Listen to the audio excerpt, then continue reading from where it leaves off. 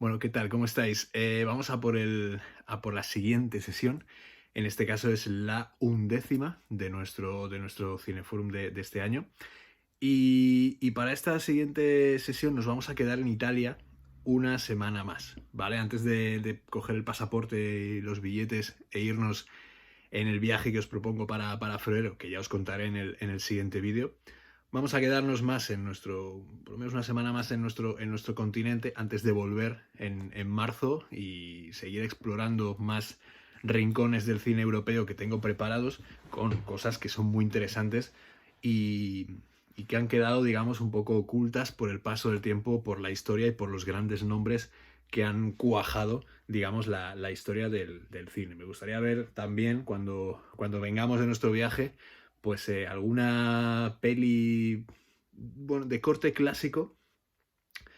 de directores, de cineastas que, bueno, al fin y al cabo son importantes, pero que han quedado completamente sepultados por los libros de las grandes historias del cine y por supuesto pues ya sabemos, por la masificación, digamos, de los cines a través de algo que, pues bueno, se ha convertido en nuestra cuota de pantalla particular. Es que también pues hay un poco de reflexión propia acerca del hecho de que hemos visto muchas películas de muchos países, pero predomina sobre todo mucho el cine estadounidense, el cine inglés y fundamentalmente también hay mucha pieza francesa. Entonces digamos que dentro de todas estas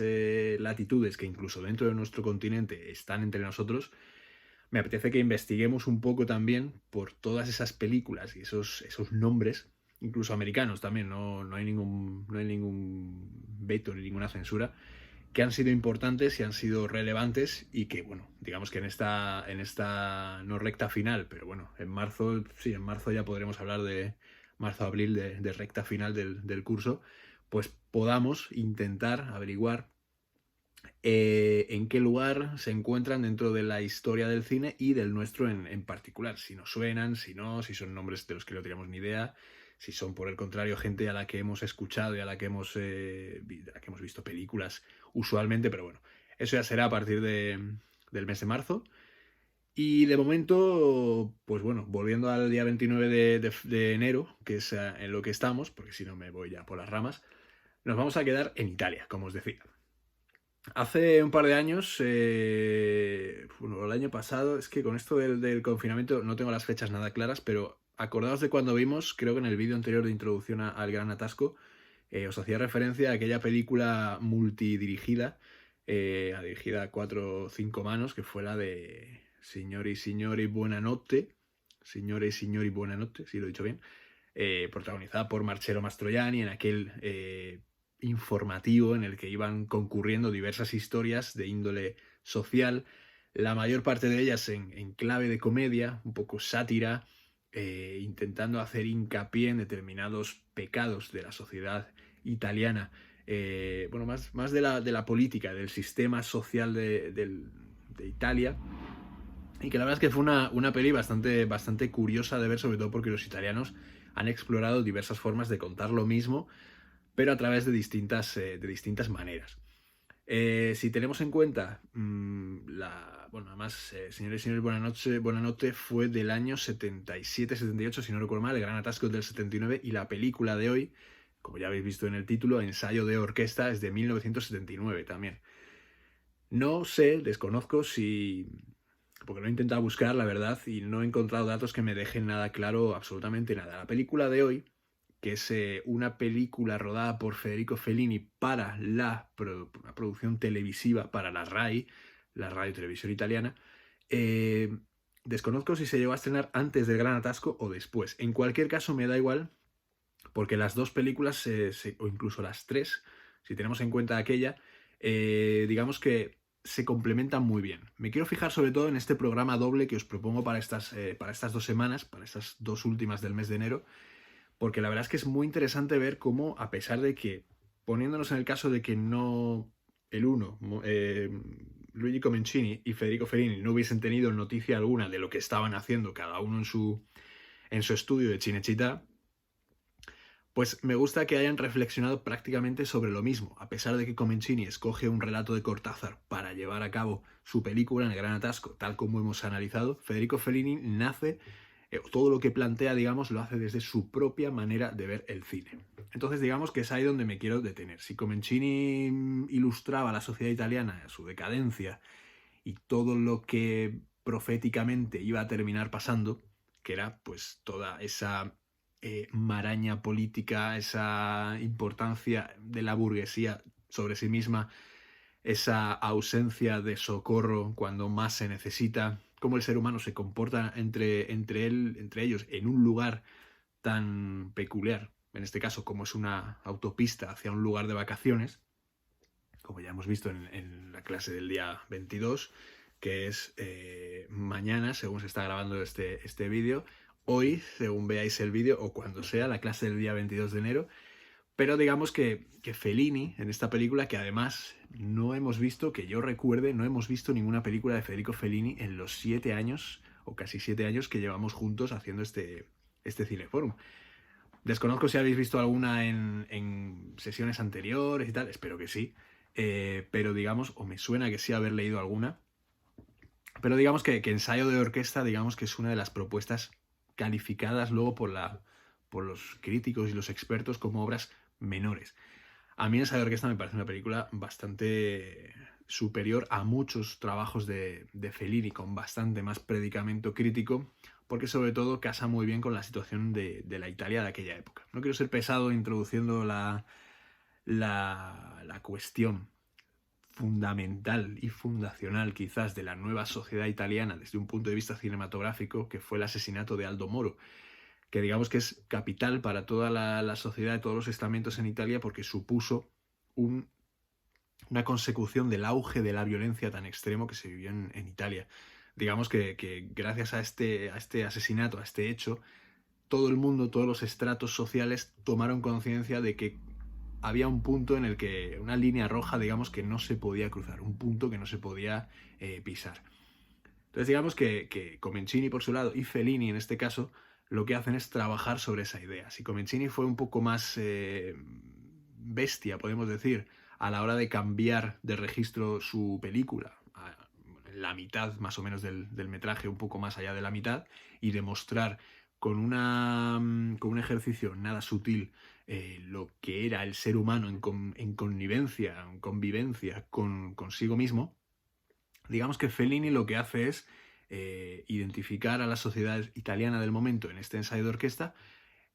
como una sociedad encerrada en sí misma, enclaustrada en un lugar donde se escucha a todo el mundo, donde se tienen en cuenta todas las voces, pero que el caso que se les haga a unas u a otras dependerá del papel que jueguen esos instrumentos, que de esto va la película, dentro de ese conglomerado, de esta colmena en la que se convierte esta orquesta. Digamos que esto está concebido como un documental, pero no es un documental, lo vais a ver en cuando empiece la película. Es una película en la que además no dura ni 70 minutos, es muy asumible, muy asequible para ver en una tarde, en un ratito que tengáis,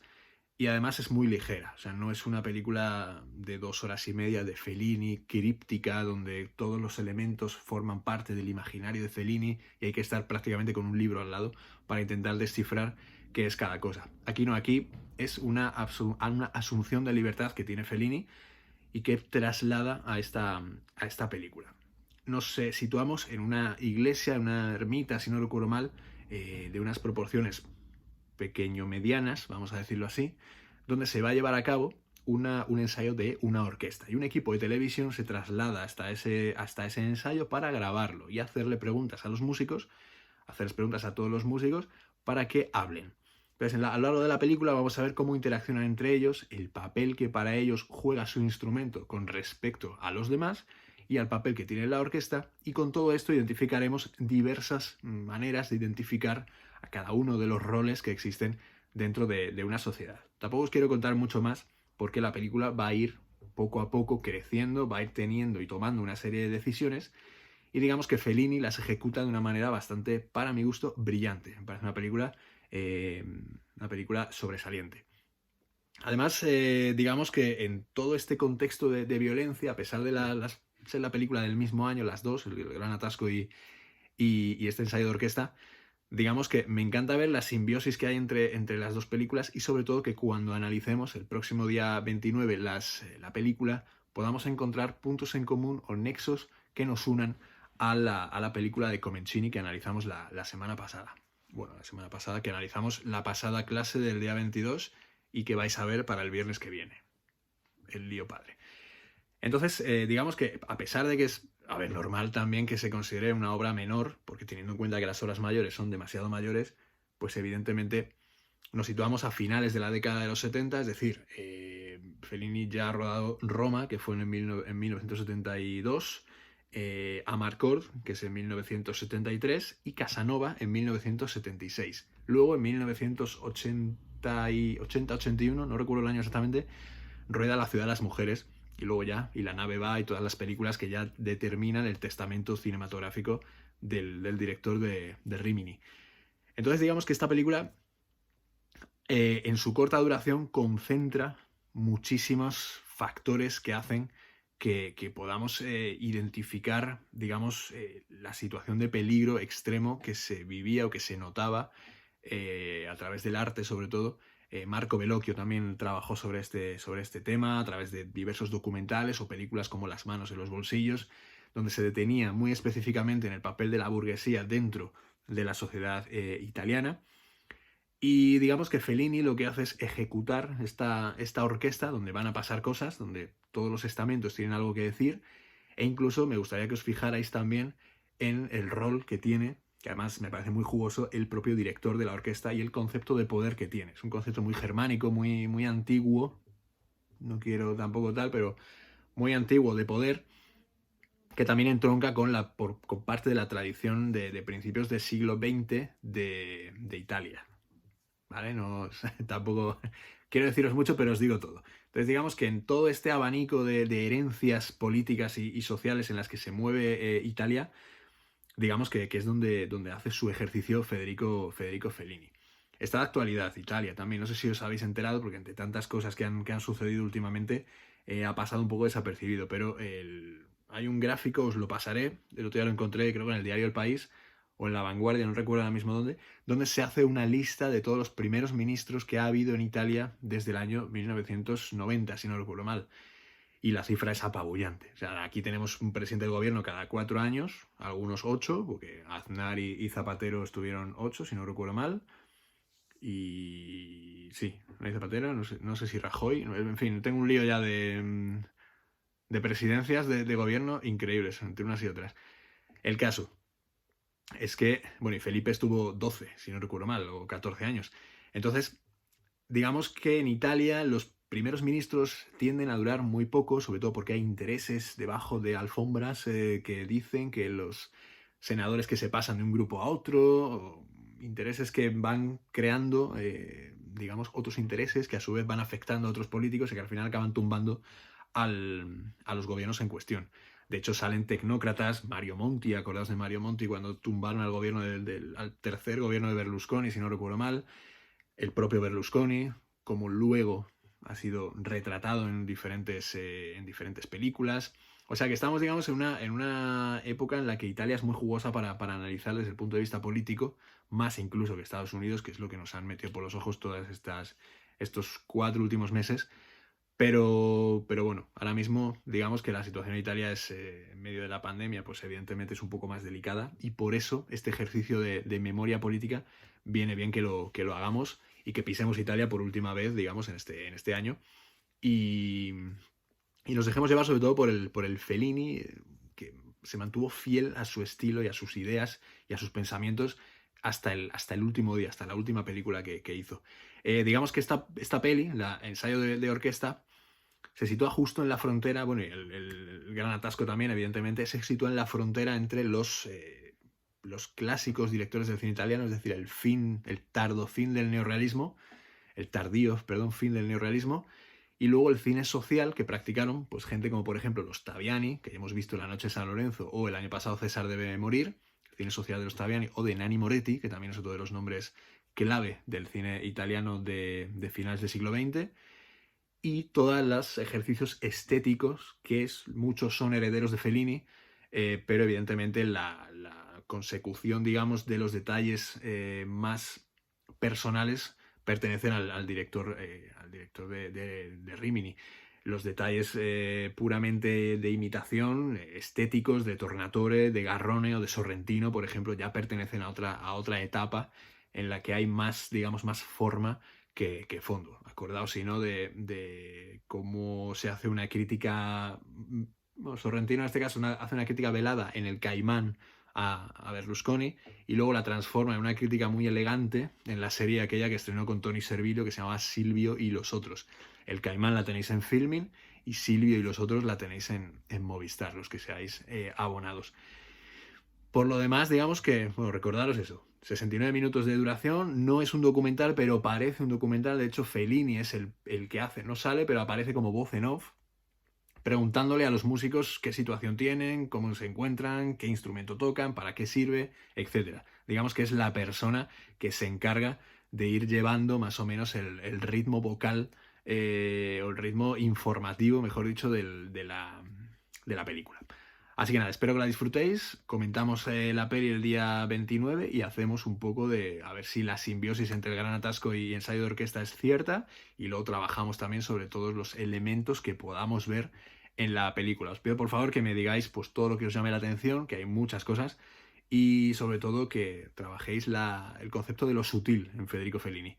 Así que nada, nos vemos la semana que viene y un abrazo para todos.